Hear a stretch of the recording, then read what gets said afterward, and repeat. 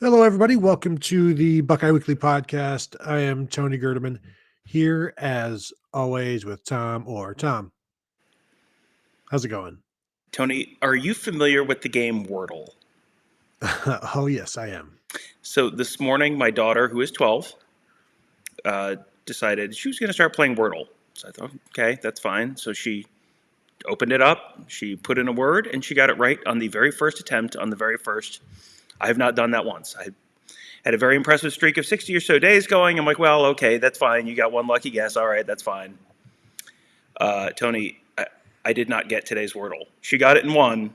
I did not get it. It was the first time in like 60 days. It was one of those situations where it was like I had three guesses left, and there were four words that ended in the same four letters, and it was just, Hmm. was I going to guess the correct one? Tony, I did not. So this is, I think, as hard as I've been owned by one of my children yet in my 12 plus years of parenting. That was a rough one. Wow. This Mm-hmm. is like, when your kid first beat you in one-on-one or something. Mm-hmm. And it's already embarrassing that you didn't even get the Wordle. I I mean, know, I know. I've never experienced that. I have moved on, Tom, to Octordle, which is eight Mm. five-letter words. You get 13 guesses. I saw another one, which I think it was, I don't know if it's absurdal or something like that, where you have to not get the word, but you Mm. can't reuse letters, and it gets very difficult. And yeah, Wordle. I mean, that's really sad that you didn't get that one. But the first guess is, it's always it's fun where you type the word in, and then you hit enter, and you're like, show me green. You're waiting for the letters to flip. It's kind of like a scratch off a little bit, and then you see that first one, you're like, oh yeah, come on, here comes the second one, and it's green. No, the first time I ever did Wordle, the word was I believe it was flame, and my or frame, and my first guess was flame. And then it's like all of these greens. I'm like, this game is super easy. All you have to do is guess the word pretty closely, and then it does the rest of the work for you. But wow, Tom, it's disappointing to hear. I'm not shocked that you lost to one of your children, but that you lost to Wordle. Mm. Yeah, I might be it might be time to hang him up and do something else because I was just like, well, I guess I should just see how long this streak will go, and got it to like 60 or so. So I feel like, all right, this is it. This is probably a good time to just close that browser window and we'll move on with our life. Erase cookies, start over. Yeah. So welcome to everybody joining the show here. We've gone through 1 week of spring practice for the Ohio State football program, and now they will hit the road for spring break, which means, Tom, I believe Panama City and Daytona Beach, and I think that's it. I just think it's those two places for Ohioans in spring break for Ohio college kids. Adults, we go to Myrtle Beach, of course, but so they'll be off next week for spring break. Then they will be back for what, 3.5, 4 weeks of 3 weeks of the rest of spring break or spring practice, ending in, of course, the spring game, which everybody is welcome to attend this year, which is nice. So, Tom, I didn't, obviously, this being a live show, we're going to rely on everybody else to do the work for us, and we will definitely discuss Harry Miller's retirement here in a bit. What did we learn from week one? Because we went in having all of these questions, and I wrote some topics down, or just some things that I think I learned from this, and really, I don't know how much there is to learn, but it's always interesting when things immediately stand out. What comes out right away? I think the first thing I wrote down, and maybe it's because I went down the roster and went numerically. Cam Bab is healthy, and that's going to be something to watch and somebody to root for.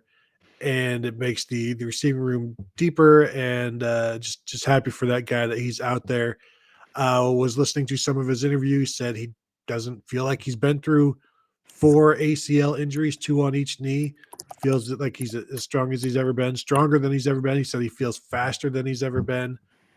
And so that's a guy that obviously we're all rooting for. You can be as unbiased as you want, but you watch what he's gone through, and if you're not rooting for him, you don't have a soul. No, he's someone who is, he's always just kind of been the guy who did everything he could to possibly play, and like sometimes your body lets you down. And those guys, sometimes those stories just have those kind of real frustrating ends. Like, Preston Harrison, for example, way back in the day at Ohio State, was a super, super, super talented player, could not stay on the field. I think he was groin issues or hamstring issues, something like that. With Babb, it's a knee thing. And he has been healthy for exactly one season of his Ohio State career. It was the 2020 season, which was a weird one as it is. He only got to play in 8 games, but he played in all 8 games that season. He was a really important part of kick coverage. He was on punt coverage. He was one of the gunners, I think, on punt coverage. Played in the national championship game. But because it was that weird season, you didn't have the Akron game. You didn't have Eastern Michigan. You didn't have Arkansas State, where you were up by 1 trillion points and you could get him on the field on offense if he was not one of the top 4 or 5 wide receivers. So he is now entering his final season of college. Well, I think he probably has another couple redshirt years if he wants to, but what could be his final year of college, still has not caught a pass. He has been a team captain. He's a wide receiver who has been a team captain before catching a pass. Like that, I'm guessing that is a first in Ohio State program history. Really, really well-respected kid, being a team captain, having the number 1. I think I might have argued for him as the choice for this year's Block O jersey. He's someone who you just deserves better than his college career has given him on the field in some ways so far. So it would be really cool to see that, have that happy ending, have that storybook ending this year where, he does get to catch a touchdown pass and does get to, potentially he could potentially be a part of this wide receiver rotation at Ohio State in some form or function this year. But he has to stay healthy. You just kind of keep your fingers crossed that his knee holds up this year. Yeah, that they both hold up. And he's a guy that came in as one of the top receivers in the country in his class of 2018, I believe, and has 1 tackle and no receptions in his career. And hopefully that starts to flip the other way here shortly. We will continue talking about the receivers. I just saw El Susabo mentioning the Tennessee spring game, and Tom, I wanted to touch on this one as well. Yeah. So she asked us, "Did you hear about the how ridiculous the Tennessee spring game is?" You said, "No, what's going on?" And she says Tennessee is having their spring game inside of their practice facility. It is what it is. But fans and media must stand outside the facility and watch on a TV with a food truck. Now, it's nice that they've provided a food truck. I sure hope there's more than one. I don't know what kind of crowd they're going to have there. Do they let them into Neyland Stadium and then just watch on a jumbo screen? Something like maybe that would be better.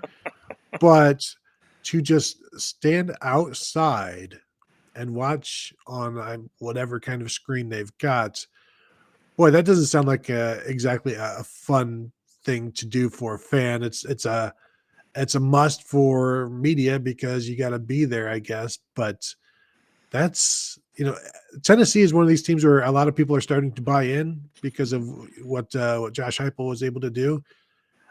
This to me is it won't be an issue in August or whatever, but this just that's too bad that this is what they have been reduced to. Are there is there stadium renovations going on, or what's the deal here? That was my first question was, is there some reason you're doing this? Like if the stadium's being renovated, like, okay, that's fine. You could still let your media in the practice facility to go shoot whatever.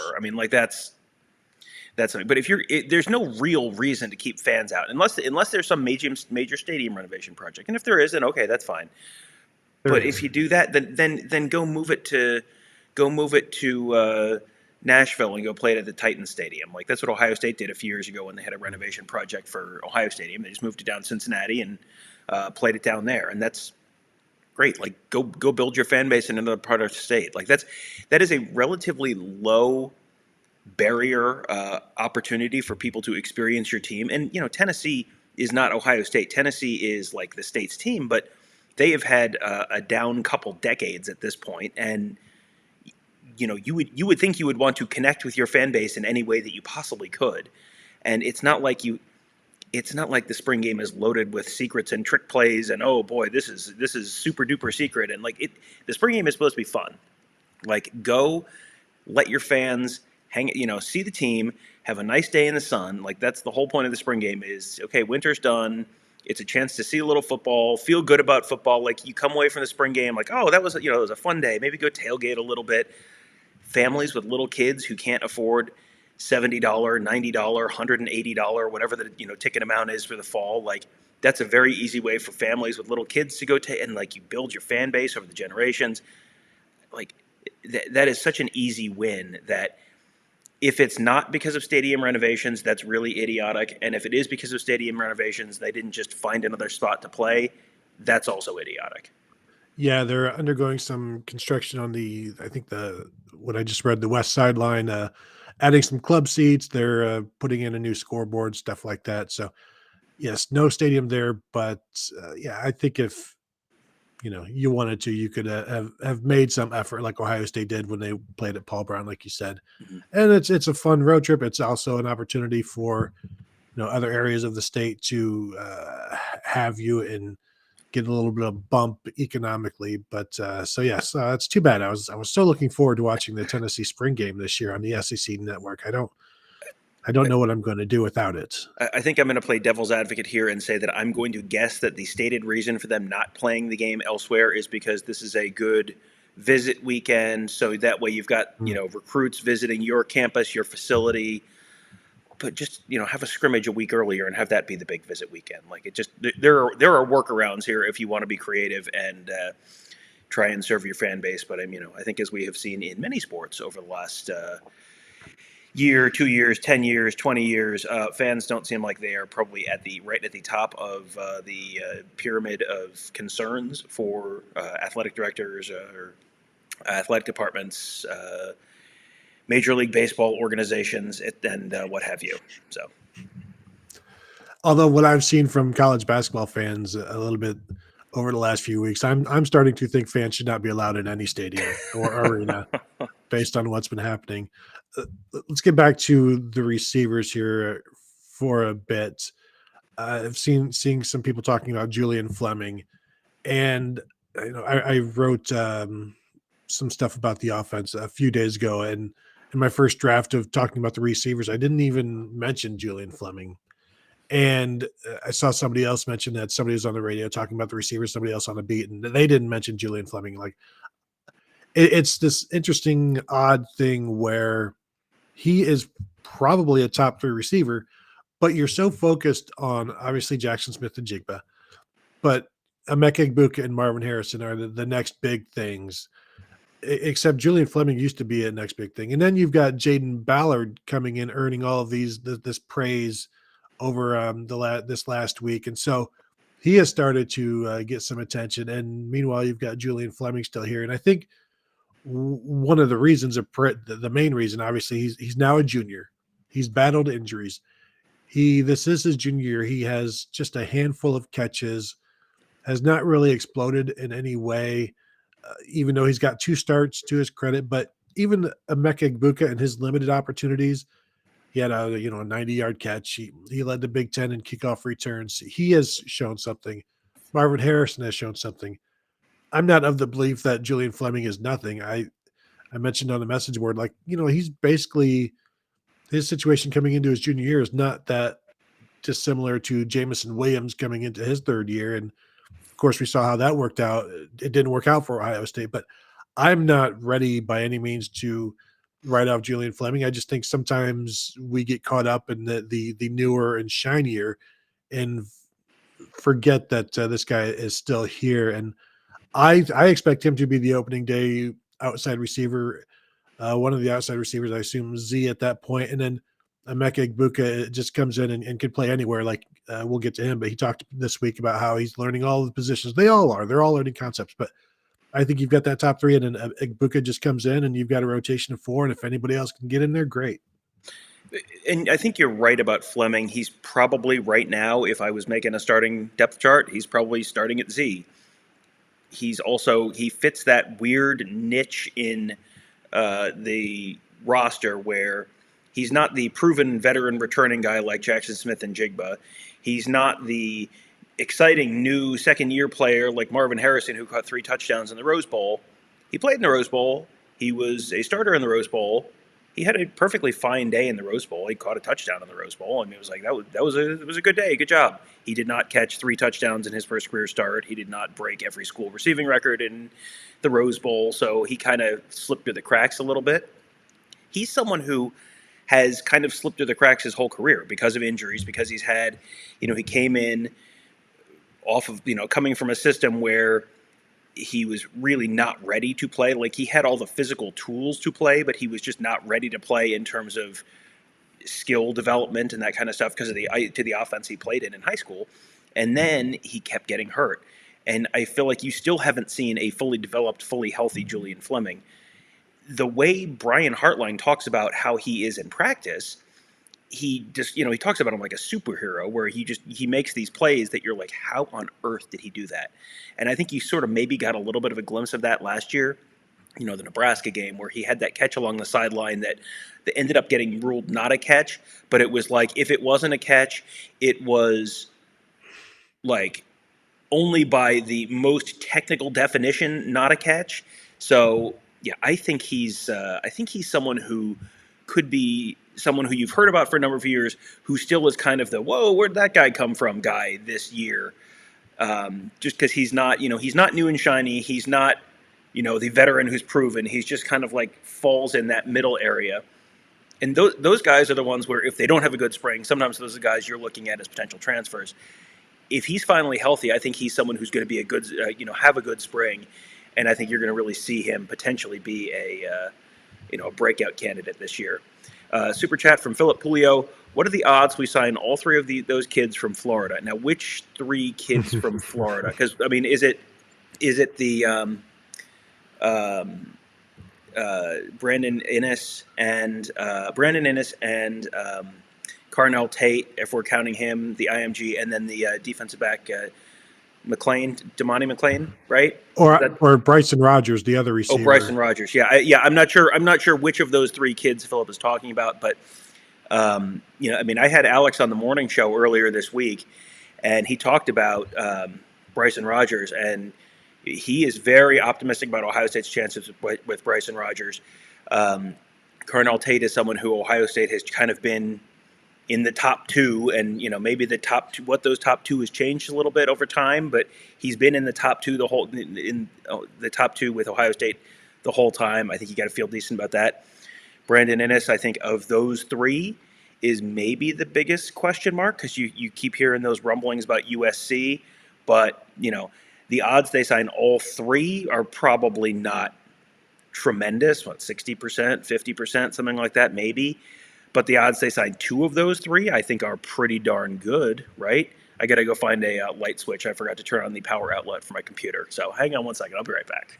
Yeah, and Brandon Innes, who right now is being crystal balled to USC mostly, our Bill Green has been pretty steadfast, and he still thinks Ohio State is the team to beat there. So that'll be an interesting one to watch. The number 1 receiver in the 24/7 composite. I think everybody's just waiting for Carnell Tate to eventually be a Buckeye, but there's going to be a little bit of a battle there. Got to see Carnell Tate last year in one game, and he was the best player on the field every time I saw him. And it's a good size, 6'2", like 190, can go up and get the ball, great hands, strong player, and a Midwestern guy by birth, and is only a Florida guy because of the IMG thing. So I think they got a pretty good chance there. And then Bryson Rogers, the way people are talking, he's going to rise up the recruiting rankings.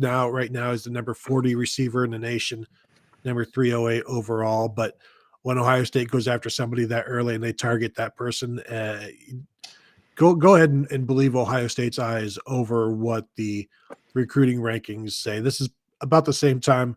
I'd have to go back and check to see if this is about the same time they offered Jackson Smith and Jigba, and this is about where Jackson Smith and Jigba would have been rated, and then he just kept rising up until he was a 5-star kid. And so they know what they're doing. Obviously, they know what they like, and this is another guy that it looks like he will eventually be a Buckeye at some point.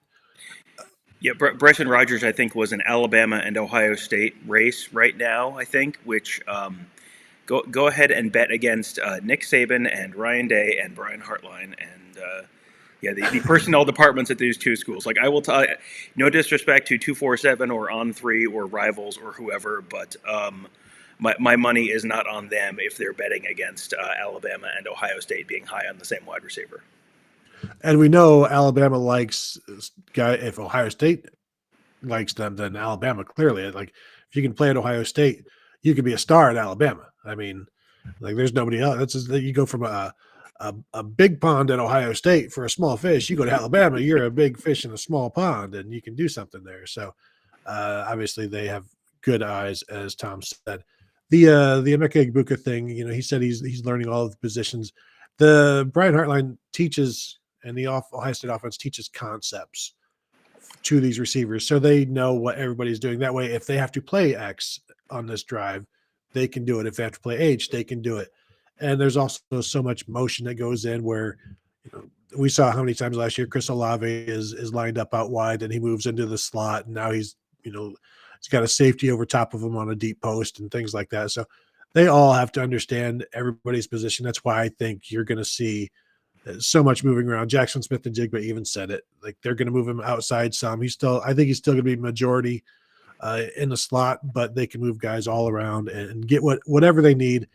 And the way Kevin Wilson and Ryan Day and Brian Hartline and these guys can scheme things up, they're not limited by their receivers and I only do this and I only do that. There's no onlys in this. It's they do a wealth of things. And I wouldn't even be bothered by seeing Marvin Harrison playing in the slot, Tom. Marvin Harrison in the slot would definitely create some mismatches. That would be a very interesting way to use him. I mean, you could with the skill level they have with a lot of these guys, you could put, Jaden Ballard in the slot. Like, Jaden Ballard in the slot, to me, one of my favorite things to do on NCAA 14 was there was a play where you could be in the shotgun in a 10 personnel. So you got one running back, no tight ends, four wides, two guys on each side, and you motion the running back out of the backfield, and then he turns into kind of like a slot receiver, and then you just run a streak with him. And it's like that completely messes with what the defense wants to do, because it's like you've got like a linebacker trying to cover someone running a streak. Like, put Jaden Ballard in the slot and have the other team's fourth best defensive back trying to cover him running a 9 route. Like, I think that would be a really fascinating thing to see. I think I think you may see them messing around with that stuff a little bit and trying to find mismatches as they sort of move personnel, because you do have that flexibility. We talked about on the defensive side of the ball, certain guys where it's like, well, they may have this one particular role where it's just like, well, in goal line and short yardage situation, you're a third linebacker. Like, with the wide receivers, like, they're going to use them in a bunch of different spots and a bunch of different roles. You can really create some headaches. We talked about the defense trying to be unpredictable for the offense. Well, if the offense can be unpredictable for the defense, and it's not always this guy is in that one spot, like, well, that's when you get some real bad, that's when you get, we've seen teams do that to Ohio State, Pete Warner having to cover some guy 50 yards downfield. Like, if you can do that to an opposing defense, that's where you hit some big plays. And we saw Jackson Smith-Njigba coming out of the backfield a couple times last year as well. Great point here from Hummus Hero. Don't we have enough players named Bryson already? I think one is the quota. You might be right about that. I would have to check the Big Ten rule book on that. Another one here from Hummus Hero. Who is faster, Jaden Ballard or Emeka Egbuka? There are a number of races I would like to see on this Ohio State team. That one, I am going to side with Egbuka because Ballard just keeps getting, it seems, bigger and bigger and like taller. So I think the wind resistance is going to be an issue there. So I would go Egbuka there. That's one where you ask both guys and they both say they would win it. And, you get who's the fastest guy in the team, and then that is not what matches up with who's the fastest guy when they run the 40s at the combine and all that stuff. Yeah, it's all very subjective. It's like asking guys about playing video games. Who's the best NBA 2K player on the team? And if you ask the 85 scholarship players, you will get 85 different answers. Did you expect Garrett Wilson to run a faster 40 than Chris Olave? No, and I think the reason it happened, because I don't believe Garrett Wilson is faster than Chris Olave, but he did end up having a faster time. I think Chris Olave got duped by the unofficial, which is like a 4.26. He's like, well, I don't need to run a second. And so he didn't.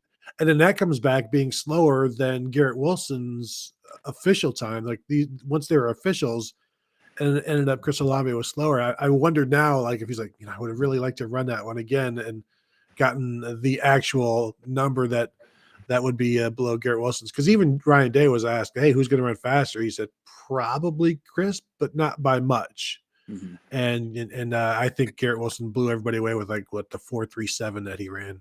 Yeah, and so Ryan Day was 2/100ths of a second off. Come on, I think know your personnel, Ryan. What the heck, man? Yeah, it's those for some reason the 40 at the combine with Ohio State players. I feel like you never get to see the guys you really want to see run it. Like Ted Ginn had that broken bone in his foot. We never got to see Ted Ginn run the 40.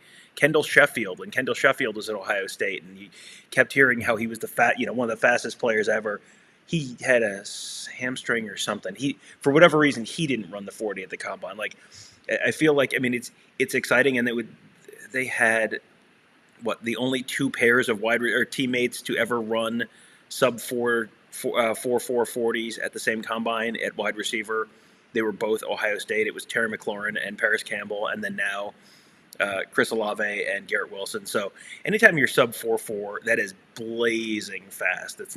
Those are not disappointing times at all. But that has always been one of my great regrets covering Ohio State is we did not get the Ted Ginn 40 time at the combine, because it feels like, the record's 4.21. It feels like that would have at least been in some danger if he was able to run that.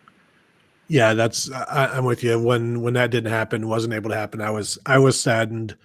It's interesting though. I think for Ohio State, miles per hour is becoming bigger than 40 and I think that's kind of true around college football. But then it all has to come back to this 40 once they get to the combine, because they're all wearing these GPS trackers during practices, and we've seen it up on the scoreboard in the WAC about the fastest players, and it's not 40s, it's miles per hour. And I think that's becoming a bigger and bigger and more important thing. And then the 40 just comes back to Paul Brown.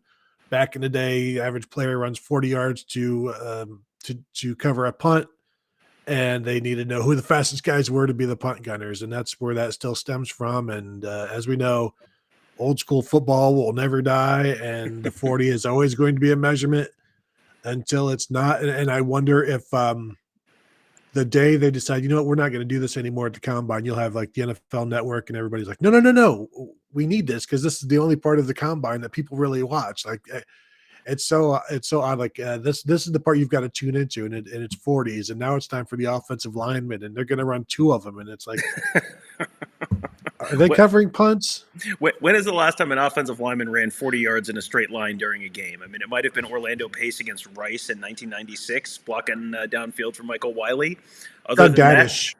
Doug Daddish, yeah. Doug Daddish trying to, lead blocking for Ted Ginn and then trail blocking for Ted Ginn about 5 yards later. Yeah, that was in the Fiesta Bowl against Notre Dame. Yeah, that's about the last time. It's interesting that you mentioned NFL Network and the 40 times. They've moved all that stuff to prime time for the most part, which is a TV decision. Mm-hmm. But that's also terrible for those players because they're going through interviews all day.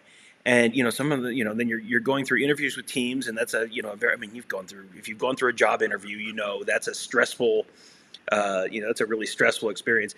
So you're doing that all day long. And then at the end of the day, after you've been up for 12 hours or something, then you have to be at your absolute peak performance for 5 seconds.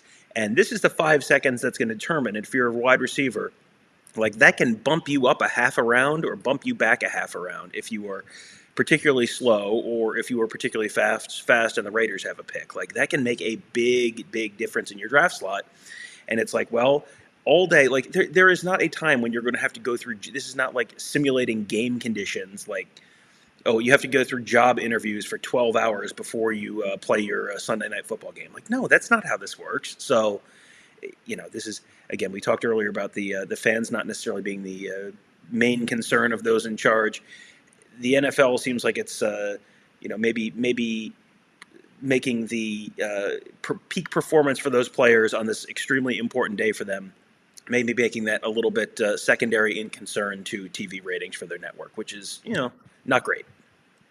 One last draft thing. Sue asks if I am unhappy with the Mac trade. I am a Bears fan, and so they traded Khalil Mack for a second rounder this year and like a fourth or a sixth next year, and it's very very little return. But they get rid of the money.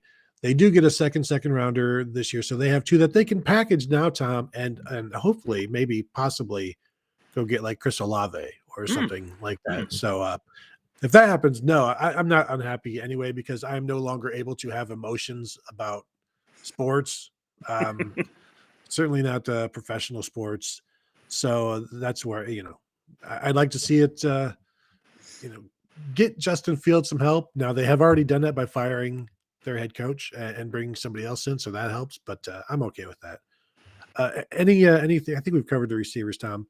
I guess now would be a time we could start talking about Harry Miller's retirement. On Thursday, he tweeted out a note saying that he is medically retiring from football, and just heart-wrenchingly detailed his struggles with mental health for a while now, and in fact going into Ryan Day's office to tell him that he intended to kill himself. And this is a Ryan Day head coach who lost his father to suicide.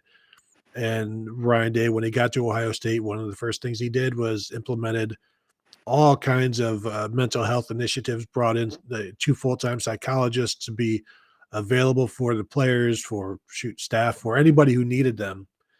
And so you just, first time I read this letter, I was sitting in the car in a school line and just, you feel terrible. Then I read it again at home and, you just got tears welling up because of the struggle and the helplessness that he felt, but then also the help that he was able to find because of first because of his strength, because of the availability of what Ryan Day had at Ohio State. And I just kept thinking, like, you have these two very different people who one's from Georgia, one is from New Hampshire, and they have their own timelines and their own lifelines. And yet at one point they come together at just the right time. And Harry Miller mentioned in his letter, like, basically this saved his life. And so it's it's a happy day because Harry Miller is here and is able to share his story and will no doubt impact others. And I know Ryan Day probably will never really open up about it, but it would be hard. You have to feel like if you're him, like this is one of the reasons you do what you do, and this is one of the reasons he was at Ohio State for Harry Miller. He is. I mean, first of all, every coach has their issue, their cause, and with Urban Meyer it was cancer, and you've had different guys over the years. Ryan Day taking on mental health, and you mentioned earlier kind of some of the why behind that. Ryan Day taking on mental health was like really notable to me because I think that number one is a little bit of an indication of younger, new generation of head coach who's a little more willing to talk about this kind of stuff. Back in the day, that would have been one of those toughen up, sissy kind of things where I don't think Woody Hayes necessarily would have handled this the same way that Ryan Day handled that, and that's. I think that is something that we as a society have learned a lot about mental health, and that has kind of become a really pretty significant issue over the last couple of years, especially after the pandemic. I mean, there have been all sorts of, the number of mental health folks experiencing mental health struggles and sort of the related addiction issues that has helped, raised that number's gone up quite a bit over the last couple of years as we as a society have kind of ended up getting cut off from each other due to the pandemic and all of the fallout from that. So yeah, and this was coaches talk about why do you get into the business, and some guys just want to teach ball, but a lot of them it's like, why do you get into the business? It's because I wanted to help change lives. I wanted to have an impact on the lives of these guys at this very important time in their development, where you're you're an adult, you're 18, you can do most of your stuff. I mean, like, the prefrontal cortex is not still developed yet until you're 25 or so. You're still growing, you're still maturing, you're still learning.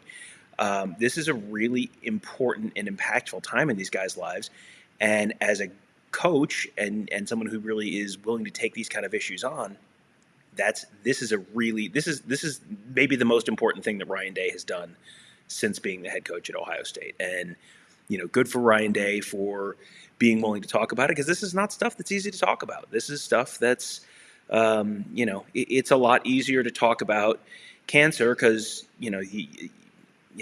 unless someone has been a lifelong smoker, there's an awful lot of cancer that's just kind of like, well, that's bad luck, and you can't blame someone for getting cancer. There historically has been a lot more trend towards blaming people or telling people to suck it up or whatever. Then that thankfully is now kind of changing, thanks in large part to Ryan Day. But and that's mental health and all of that can be a very isolating thing. I think people need to know that there is help available, and you have seen Harry had the a phone number in there for kind of a helpline that you could, in his note, that I think you've seen over the years, probably tweeted out a number of times. But like, if you need help, get help. And I think I've talked about this on the podcast a few times in the past, but in addition to doing football stuff, my day job is I work for a nonprofit that offers long-term residential care for men who are struggling with drug and alcohol addiction. And that is, the mental health struggles that people are having very, very often, end up with, turning into addiction issues as just sort of a coping mechanism. So this is something that I've had an opportunity to see firsthand for a number of years in that work. So, as with the suicide helplines and all that kind of stuff, help is available right now. The organization I work with is called The Refuge. You can find it at therefugeohio.org. O-R-G. We offer a 13-month residential rehab, no cost, no insurance needed. Like, if you know someone who is struggling with addiction right now, and I think everyone does. I think literally probably just about everyone who's listening to this does know someone who is struggling with addiction. There is help available. There is nothing sadder than having someone overdose, and then you see the mom or the dad say, we didn't know where to turn. Like, the help is available right now. You can get help. We actually have some open beds right now. So you can call 614-991-0131 or just go to therefugeohio.org to learn more. We take people not just from Ohio, but anywhere in the country. Again, no cost, no insurance. So, if you need help for addiction, that's something. But I mean, if you need help for other mental health issues, help is available. People really do care. People really do want you to help. You're not, even if you feel like you're alone, you're not alone. Reach out and get help, because people really do want to help you. Yeah, and you don't need me to vouch, but I'm close with somebody who's been through the refuge and come out and is, you know, better for it, and obviously, very appreciative of the help that he got. Um, Sue asked if Harry is doing better now. He is. He mentions in his letter that Ryan Day is going to give him an opportunity to help others, and I think that's huge. It's easy for us to say, you can talk to somebody, and somebody going through it is like, I can't talk to you, but there are other people who have gone through this, and Harry understands better than most what they would be going through. So, he's he'll be doing what he can, and I wouldn't be shocked if he's part of that mental health program that Ryan Day has implemented, and he's there and available for people. And Harry wrote it in his letter, like there's no prerequisite or requirement for mental health issues, and like this is a guy who he's a Renaissance man. Like he's very intelligent 4.0 student. He's a distinguished scholar at Ohio State as an athlete, and plays music and is well read and this and this and this, and also he's a football player. And I'm just seeing that Brady here. I had a video of Harry Miller explain the movie Tenet pop into his recommended videos on YouTube, and he was blown away. And that's just an example. If Harry Miller can understand Tenet and explain that, it gives you an idea of just he is a very different, well thought out person, and it didn't matter. It doesn't matter. And depression is it's invisible to those of us on the outside, and it doesn't matter who you are, and if it can find you, and and Harry Miller had the strength to ask for help. He had an avenue to ask for help, and when those two things meet, that's when things can happen, and that's when you're not only going to impact the person who needs help. That Harry is not only the only person who's going to be impacted by this.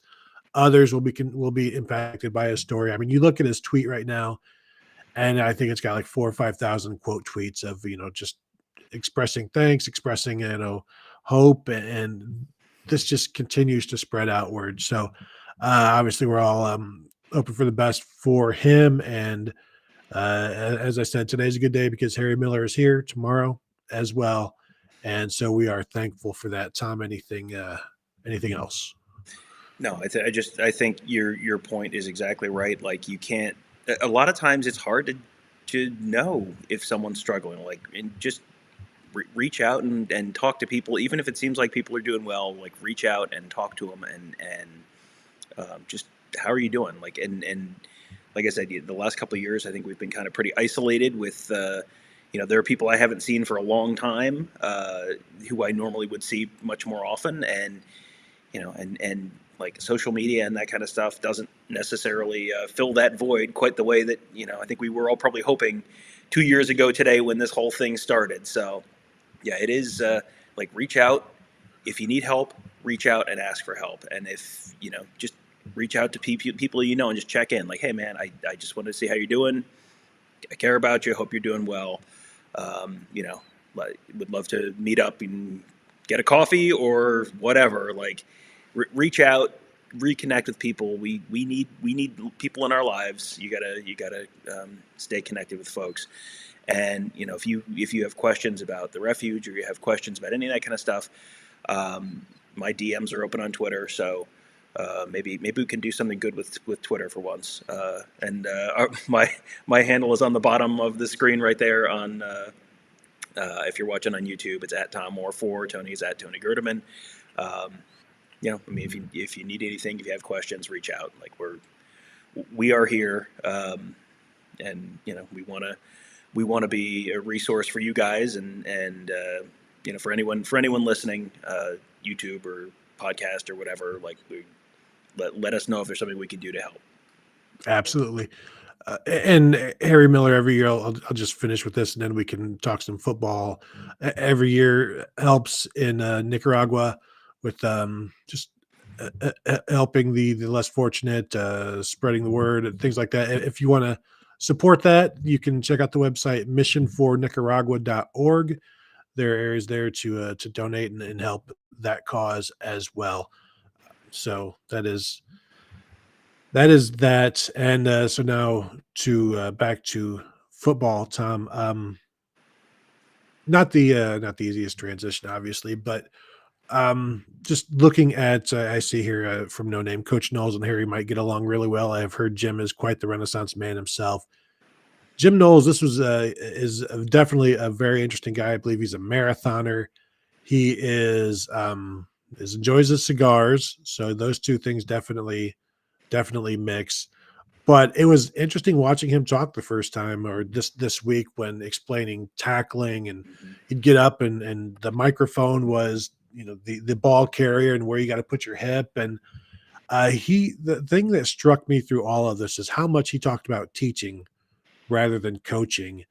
And I think he would say that if players aren't learning, then he's not teaching it well enough. And if they don't know something, it's because he didn't teach it well enough. There's this uh, the ownership of how guys are going to play and how they will play and how they need to play coming from him, and the teaching of it, the teaching aspect rather than coach, I think is, I don't know how different it is, but it just felt like there's more focus on teaching, the word teach, rather than the word show or tell or coach or whatever. It was very, very basic. And I guess with this defense, that's where you got to start. You do have to start there because you are kind of going from zero for a lot of people. Outside of Tanner McAllister, most of these guys have no experience with the Jim Knowles defense. So you're going to have to start from zero, which involves a lot of teaching. And he had a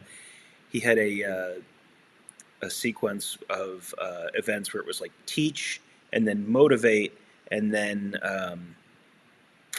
something else. Teach and then motivate and something else. And it was just like you had to Profit.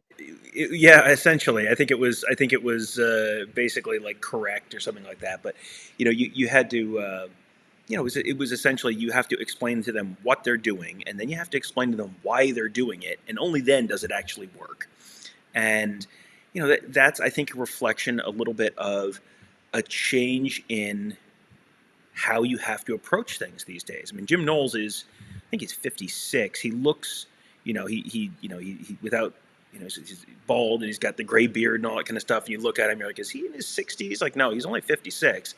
But he's still, he's been around. He's 15 years older than Ryan Day, so he's not the youngest coach on the staff by any means. But he is someone who I think has a very new age or modern philosophy on coaching and instruction, and understands how you have to talk to players today and how you have to explain things to players today, where you don't just say do it or I'll no one's grabbing face masks anymore like the Woody Hayes days. It's not do it because I told you to. It's okay, why?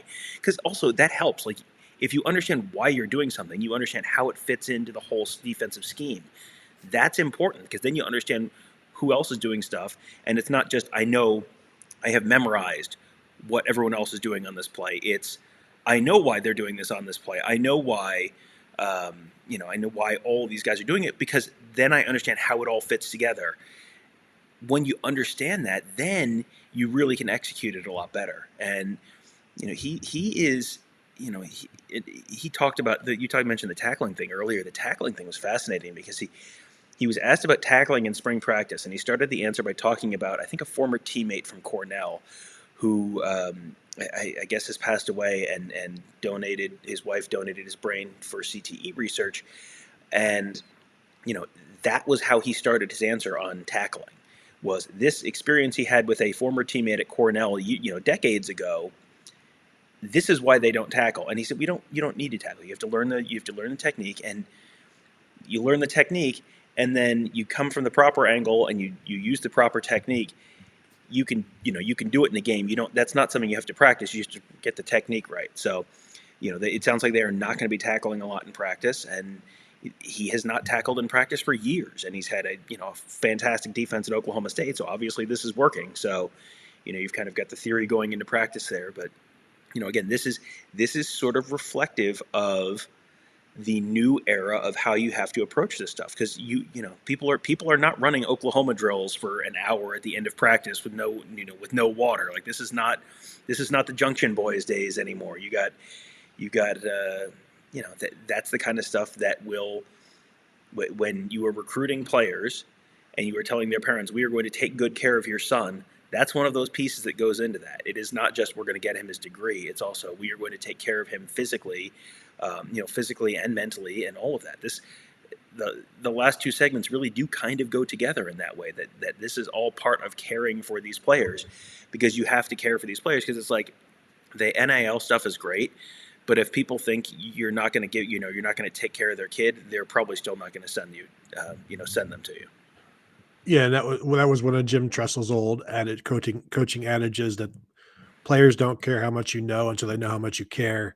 One of the things that I like about Knowles is he says that during meetings, defensive meetings, he will hold. They have kind of like game shows. They play games, and just to keep players on their toes about the defense, and just that's just so basic. And I just think back to even like when I was in school, no matter what year, like all students love to play games. It's like if you're going to trick me into learning by playing a game, cool. If you could dupe more people into learning from playing games, in terms of kids and students, that would be great. And so, I mean, anytime you can do that, because for one, it's fun. It's a good way of learning. There's some competition to it, and you also have to be on your toes. You have to be ready because, you might get called down to the front row for the prices right, and you got to be ready.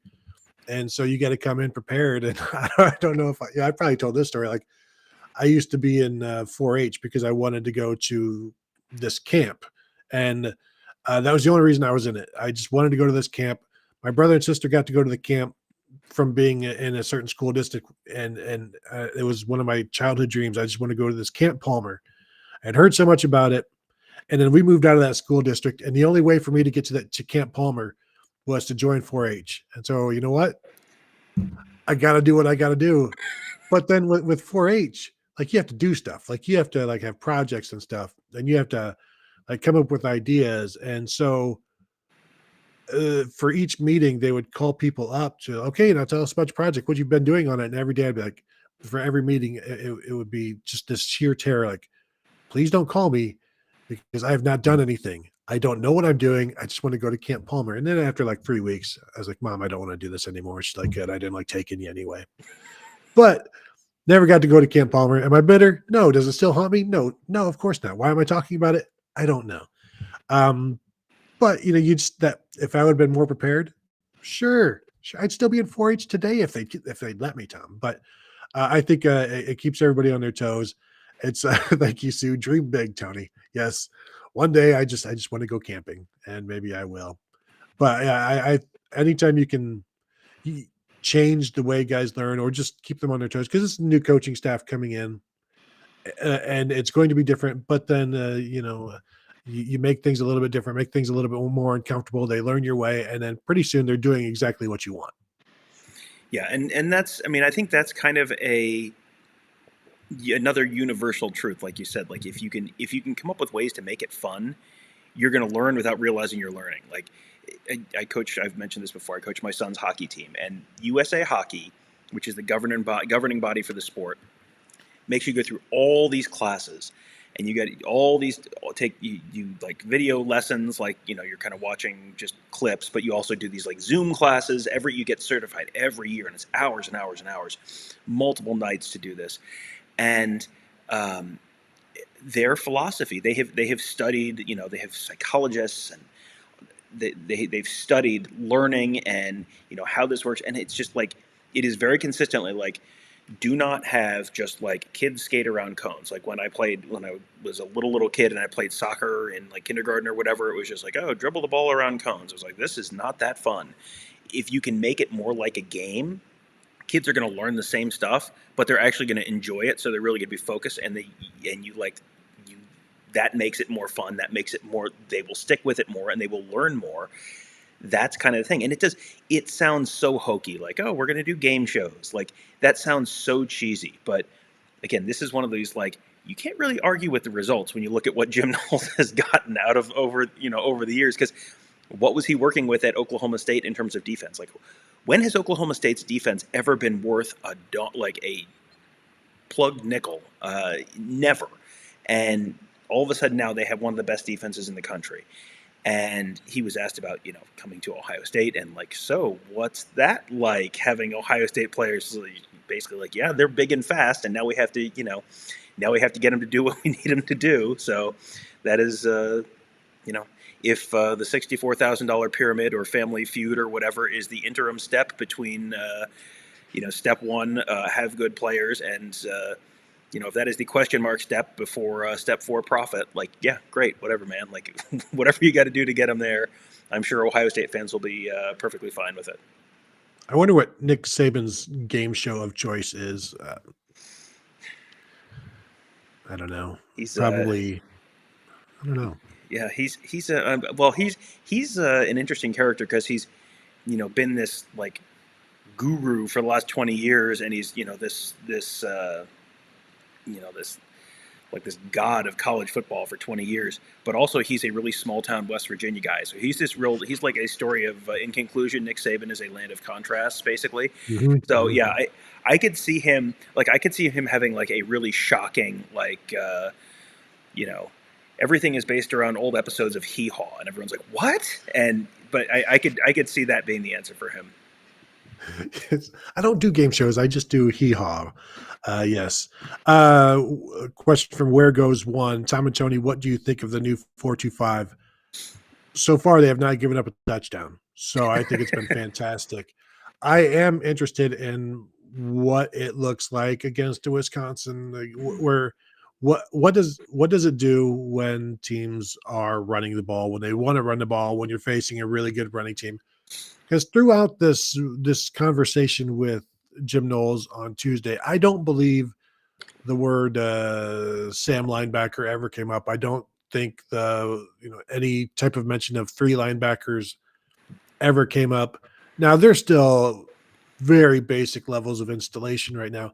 I expect that there is something there for that, but like right now, he's just talking about linebackers have to be able to run, they have to be able to cover.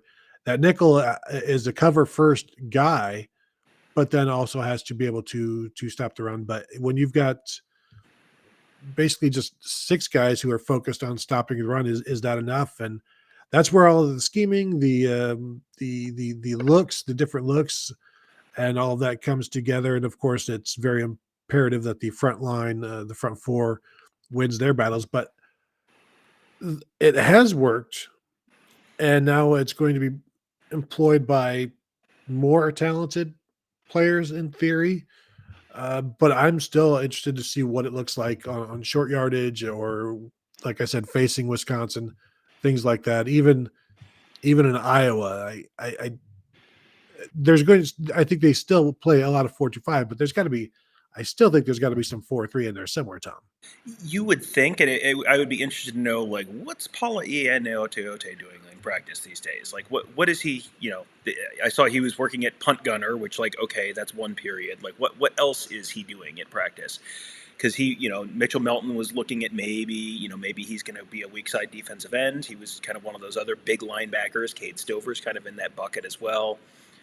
Where do those guys go? Because it doesn't sound like they fit necessarily what Knowles is looking for out of that Will and Sam spots.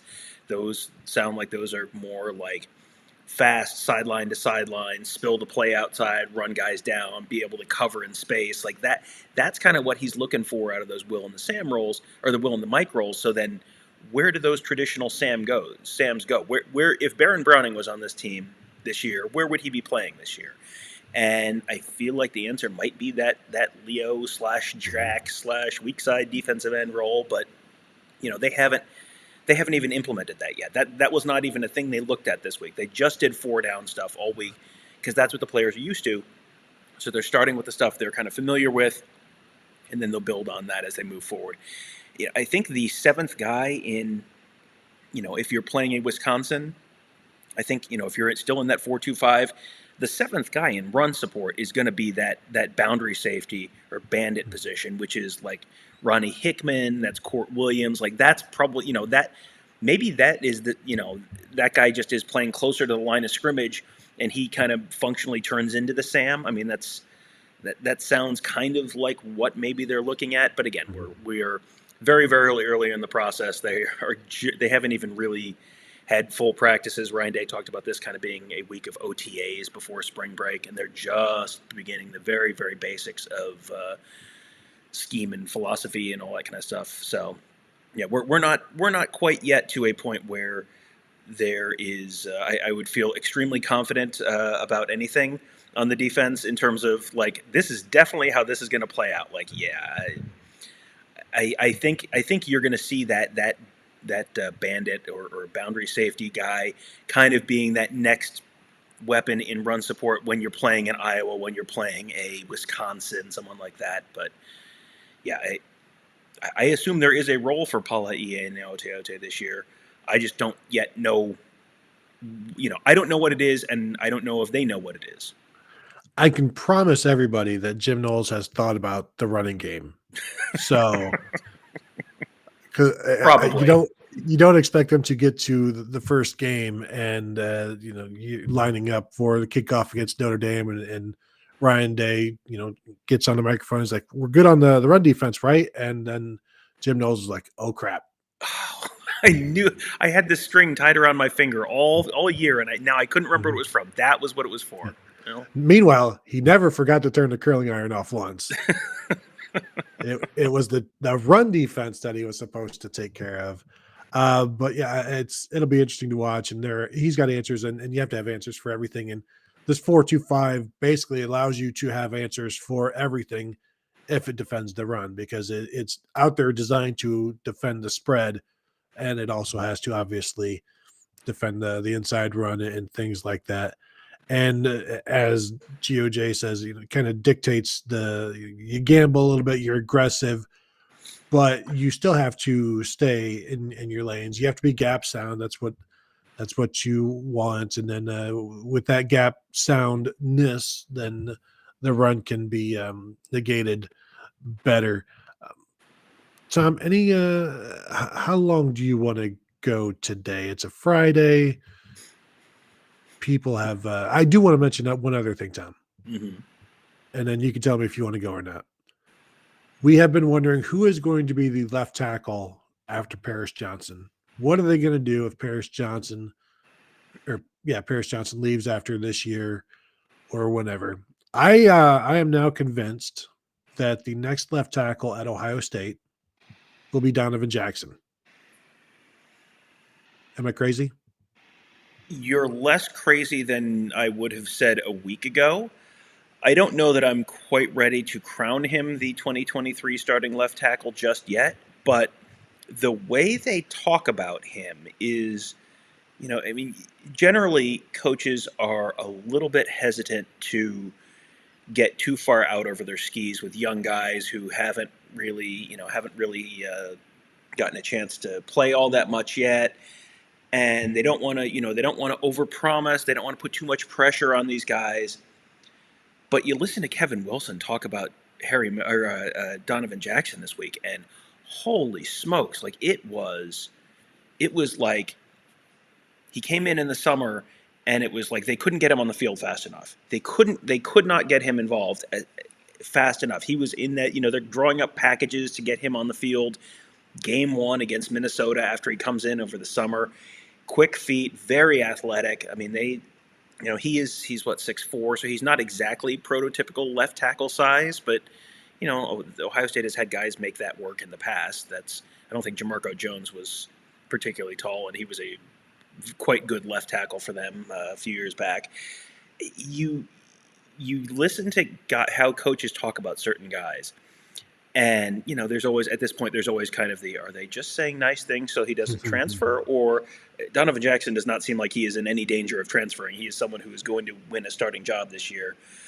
I think at this point, I would have had him penciled in as a starting right guard at the start of fall camp or spring camp. I think I would have him in ink right now for the starting right guard job this year, and then next year, I mean, they're going to probably be replacing both tackles if Paris Johnson and DeJuan Jones both go pro. We'll see how Josh Fryer looks when he comes back. We'll see how Zen Michalski sounds like he was in that conversation. Enoch Vamahi's been in that conversation. So I mean, they have some options, but yeah, Donovan Jackson sounds like he might be someone who's at or near the top of that list. Yeah, the days of needing a 6'6", 6'7" guy is over, in my opinion, because quarterbacks are out of the pocket so much. They throw the ball so quickly. Like, what does another 2 inches in height really matter?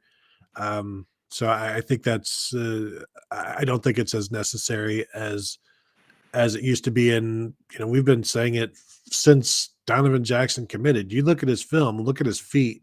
That dude can move and he can play tackle. And so It was good confirmation to hear it from others, and I heard it last year. To hear it again from Kevin Wilson was good. Anything else, Tom, you want to touch on before we decide to go? Unless you want to talk about Ohio State basketball. Before we jumped on here live, I just spent a half hour talking with Alex for and around the oval about basketball. So I You've done your piece. You've done your I part. and I said a lot of the same things I said on the morning scoop with you about the basketball program, and I stand by the fact that Ohio high school basketball has the let the Buckeyes down in terms of their production. And I'll just give you some names as proof. This is one of the things I trotted out to Alex. So in Thad Matta's second year, you've got Daquan Cook and David Lighty in Ohio. And in his third year, you got Costa Kufis, John Diebler, Dallas Lauderdale. Year after that, BJ Mullins, William Buford, like these 5-star guys. And then 2 years after that, Jared Solinger and Aaron Kraft come in. And you look at what Holtman has had in his time in Ohio, and you're talking about Caleb Weston and Kyle Young as some of the best players in Ohio. Justin Arns, Michi Johnson, Malachi Branham, Kalen Etzler, like Ohio's talent, and I didn't mention all of Ohio's talent in these last 5 years, but it has dropped drastically. And the number of 5-stars is way down. And one of the more recent 5-stars in Ohio was LaMelo Ball, because he played at Spire and he's listed as an Ohio kid. And I'm just going to break some secrets here. He's not an Ohio kid. And, AAU continues to hurt the Buckeyes in terms of in-state stuff. And it's all shoe companies now. But Ohio State should certainly be better than they are. But the injuries this year, you lose, like playing yesterday without 4 of your top 6 front court players. What do you expect? And so I don't think this is a Sweet 16 team. And I know people are going to be like, well, Chris Holtman didn't make it to the Sweet 16 again. Look at the team. Like it's riddled with injuries, and it's not good enough to be a Sweet 16 team. Also, Tom, before I finish with the basketball, as I told Alex, every year you can look at the start of the season, look at who their point guard is, and be like, that guy, Ohio State should be able to do better than that guy at point guard. You got to bring some transfer in, and that's in past years, that's a backup point guard. And every year, Chris Holtman has had kind of a backup point guard as your starter. Now, I know Jamari Wheeler has started forever, but he is what he is. He's a starting point guard at Penn State. And this year, he is what he is, but I think Ohio State should be able to do better. I think maybe next year they begin that process with the recruiting class that they're bringing in. Yeah, I think you got to give him one more year with the class that they have coming in, and sort of see, because I know there's sort of he needs to go now. There's a little bit of a but on the last few years, like 2020 they didn't get a chance to play in the tournament, so okay, so that I think they were at least potentially a Sweet 16 team a couple of years ago. Last year, they were a 2 seed. You get one, you have one bad day and you're out. And this year you had injuries, so it's you can stack. They're all kind of excuses. This is a program that is not. It's not a disaster. It's probably in better shape than it was when he took over. This year reminds me a little bit of the D'Angelo Russell year with Thad Matta, where it was just like, well, they've got this really talented player, and this year it's EJ Liddell, then it was D'Angelo Russell, and it was like, how are you? What were they, like a 7 seed, a 10 seed that year? Like with D'Angelo Russell, how are you this kind of team? That was this year a little bit to me, and I mean the injuries coming in clusters definitely doesn't help. If you didn't have the injuries, you might be able to overcome the point guard issue. If you didn't have the point guard issue, you might be able to overcome the injuries. But you had both, so I don't think it's time to pull the ripcord on Holtman. But it would be in Holtman's best interest to have the team peak a little later next year and not do the wow, this team looks incredible on January 30th and then what happened season again. But I don't think I'm ready to write him off yet, but. He probably I wouldn't be looking to give him a contract extension this offseason either. Yeah, and as I said on the morning scoop, whenever it was last week, early this week, I don't know anymore. But this is 3 years now that he has been coaching that has been impacted by COVID, and so that's something. It's not nothing. So, but yeah, next year better pick it up. And and the problem is you're doing that. I'm saying better pick it up. They're probably starting a freshman at point guard Yeah. now. You know, teams do that all the time, but still there's some danger there. Anything else, Tom? We have talked about basketball. Your one love. Yes, I have had a calendar for this week's Morning Scoop shows. Great news! You're coming on the Morning Scoop for Monday morning to talk about Ohio State's NCAA tournament bid. So that should be a Can't fun you just conversation. It should be a fun okay? conversation as well. All right. Well, okay. I was gonna say, can you just cut what we just talked about and use that? But no, we're gonna have to do the record on Sunday. I get it. It's fine. Or we could go live Monday 5 in the morning, whichever. That sounds even more appealing. Let's do that. Just imagine the anger in our voices for a live 5 a.m. showing about basketball. It would be very gruff and a 3-minute morning scoop. Can't even get an ad in. All right, so that will do it. Don't challenge me. so that will do it for today. Thank you guys for stopping by. Thank you for joining us, spending some time with us on a Friday afternoon. Hopefully your week has gone well. Hopefully your weekend goes well also. And again, back to the mental health discussions. If anybody out there having issues, needs help, there are people out there for you. You can hit us up in our DMs, and you've got people out there wanting to help you, hoping the best for you, and would be more than welcome to talk to you. So reach out, and that's I guess that'll do it for us today. That'll do it for us this week. Thank you guys for tuning in, and we'll talk to you all later.